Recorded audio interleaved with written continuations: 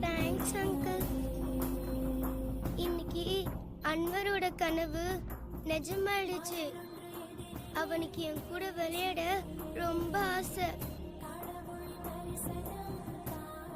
Doctor அங்கிளும் சொல்லிட்டாங்க இனிமேல் நான் விளையாடலான்னு.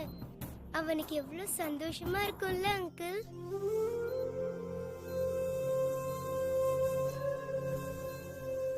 உங்களுக்கு ஏதாவது ஆசை இருக்கா அங்கிள்? பரவாயில்ல, அவங்க ஆசையே அவங்களே நிறைவேற்றிக்கிட்டா என்ன கேட்க இருக்க போது? மத்தவங்க ஆசையை நிறைவேற்றுறது தானே கிக்கே இல்ல அங்கிள்?